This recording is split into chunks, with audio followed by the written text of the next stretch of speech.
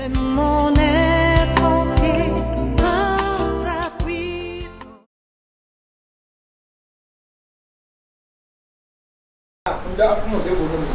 Je veux vous faire connaître autre chose ici. Mais quoi, nous demandons? Voyez ce que Dieu lui a donné. Et ça me réjouit tellement. Nous me prend Olivier et Dorwine. Si vous voyez, l'olivier en a dit. Nous me prend Figui. Le figuier. Et Dorwine. Oui, le figuier également. Nous me prend La vigne. Vervine et Dorwine. La vigne également en a dit la même chose. Nous Que ce qui est en eux, lisons le verset 9. Mais l'olivier leur répondit: renoncerai-je à mon huile, qui m'assure les hommages de Dieu et des hommes, pour aller planer sur les arbres? Qu'est-ce que je veux faire ressortir? Si vous lisez bien ces 4 différents arbres, ce que je viens de dire qu'ils connaissent, ça fait du bien à Dieu et ça fait du bien aux hommes. Ça touche Dieu et ça touche l'homme. Et ça donne des bénéfices pour Dieu et ça fait du bien aux hommes. Élisée, lis-moi ce verset en fond. Lord, Olibuti dans nous yedo.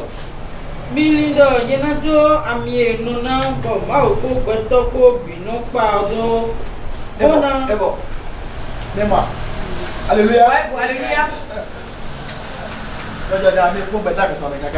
Jeune, analysez votre vie et menez une bonne vie. Ne mène pas ta vie pour des choses bêtes. L'âme est en train de dire.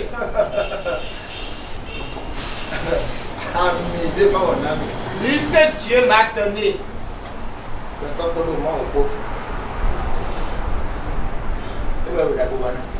Lui que Dieu m'a donné, c'est à Dieu et aux hommes que je l'utilise pour faire du bien. Si vous entrez dans la ville, certains sont en train de faire beaucoup de choses et ça ne fait pas du bien à Dieu. Ça ne lui fait pas du bien également. Ça ne fait du bien à personne. Donc tu ne fais pas la volonté de Dieu.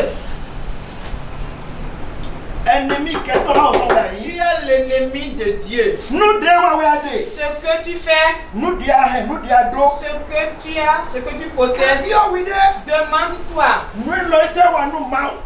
Cette chose-là, à quoi ça sert à Dieu? À quoi cela est utile aux hommes? C'est comme ça. Ça doit être comme ça. Et c'est une relevance chez nos belles hommes. Ok, quelle est ma révélation, mon importance dans ce monde? Quel impact j'ai dans ce monde?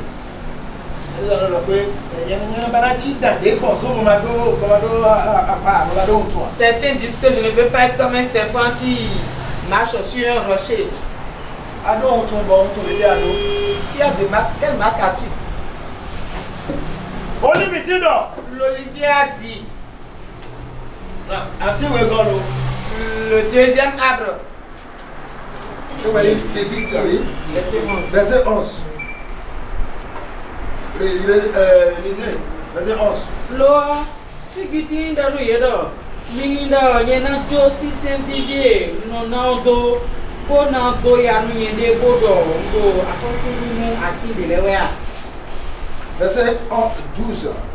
Ye wa do nu viunti do eni wadu akosu do eminu. Lo viunti do nu yedo. Milindo yenajo ve nona bo enoto o megungunu ma o ko gbeto ko do.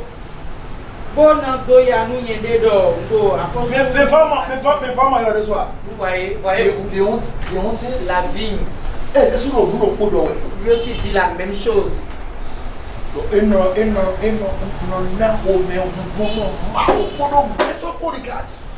Avec son vin, elle donne, elle réjouit Dieu et les hommes. Premièrement, si Dieu l'observe, oh, ça réjouit Dieu.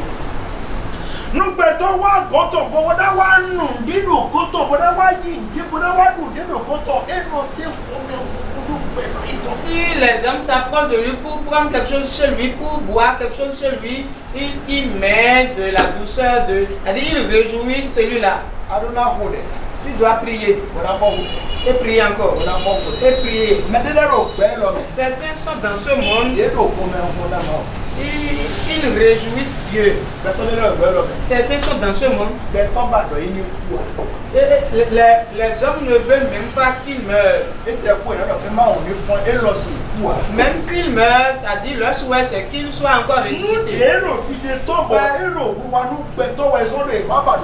Parce que ce qu'il donne, ce qui sort de lui pour les hommes, ça dit c'est à cause de tout ça que les hommes ne veulent pas qu'il meure. Dans cette famille, rien ne lui arrivera. Dans ce quartier, il n'aura rien de mal. Aucun mal ne lui arrivera. La mort ne viendra pas le prendre. Il réjouit Dieu et réjouit les hommes. Vous qui êtes ici, regardez la vie que vous menez. Réjouis-tu Dieu? Si ton papa te regarde, si ta maman te regarde, la famille, la maison t'observe. Tu ne réjouis personne dans la maison. Tu ne fais pas la volonté de Dieu. Tu dois connaître la volonté de Dieu. Et qu'est-ce que Dieu t'a donné? Et ce que tu as en toi. Et que Dieu veut que cette chose fasse du bien à lui et aux hommes. Ça va sauver les hommes. Ça va réjouir Dieu et réjouir les hommes. 2 mois passés.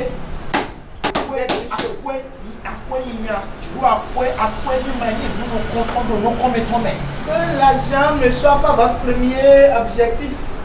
Yes. Dans toute activité. Dans toutes les activités.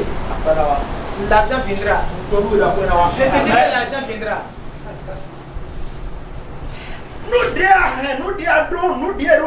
Ce que tu possèdes, ce que tu as, ce que tu fais, ça réjouit Dieu. Ça réjouit l'homme. Vas-tu manquer de l'argent? Si ce que tu fais, ça réjouit Dieu, ça réjouit les hommes, est-ce que tu vas manquer de l'argent? Pour moi, l'argent.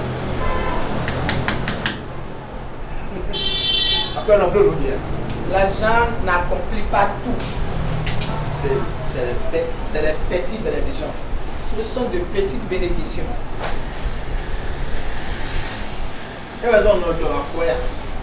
Pourquoi je ne prie pas l'argent? Je suis sur Facebook. Une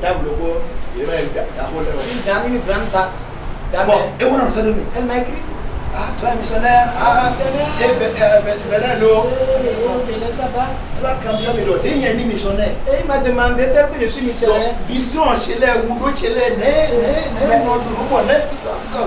besoins, comment je gère? Pour moi, je ne lui ai pas répondu. Parce que ce n'est pas là mon problème. Je ne lui ai pas répondu. Ce que je suis en train de dire, qu'elle comprenne cela.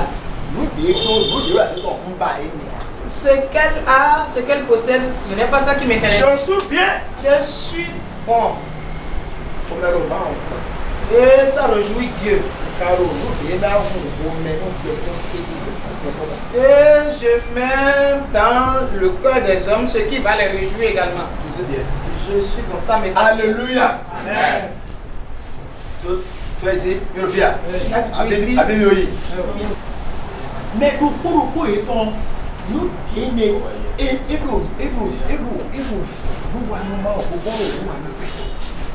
Chacun d'eux, il travaille pour Dieu et pour les hommes. Efforce-toi de connaître la volonté de Dieu. Et connais ce que Dieu t'a donné. Ce que tu vas faire. Que ça réjouit Dieu. Et réjouit Dieu, l'homme également. Je te le jure. Tu vas trouver bon mari. Tu ne vas pas souffrir avant de trouver un mari. Tu vas trouver de bonnes femmes. Tu ne vas pas te gêner avant de trouver une bonne femme. Tu vas trouver les bonnes choses dans ce monde. Pas parce que tu en cherches. Parce que ce qui sort de toi, c'est-à-dire à cause de ce qui sort de toi, ces choses ne vont jamais te manquer. Combien sont d'accord avec moi? Je vais profiter pour dire une chose. Certains sont à la recherche d'un bon mari. Ils sont à la recherche, mais ils sont à la recherche d'une bonne femme. Alors que tu ne sais pas là où tu vas. Tu ne sais pas là où tu vas, tu ne connais pas ta destinée. Qu'est-ce qui te concerne dans l'affaire de mariage? Ceci doit être ton premier souci, ta première préoccupation. Je dis à mes filles,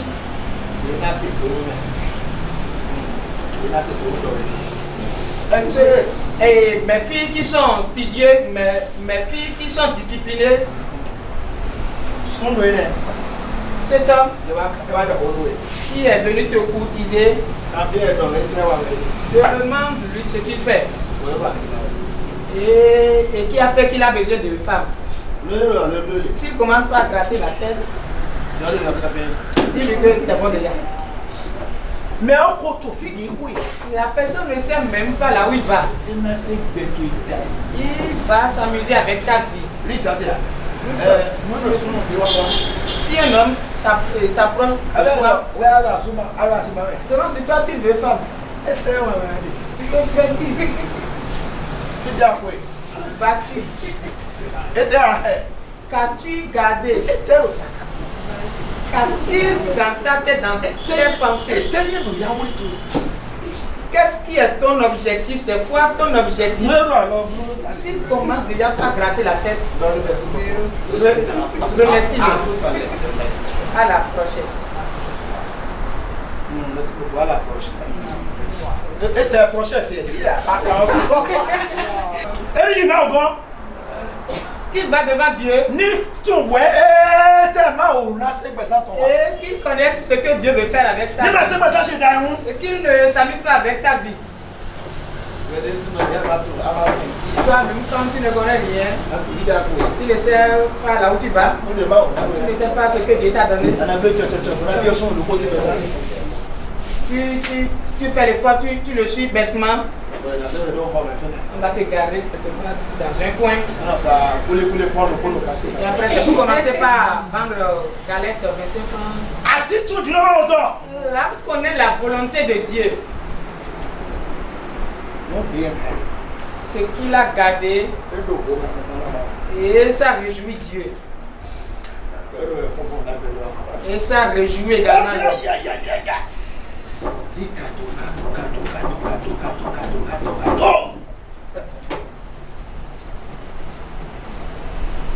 Toi ici. Yo, toi ici. Correct. Chacun pour vous. Amen.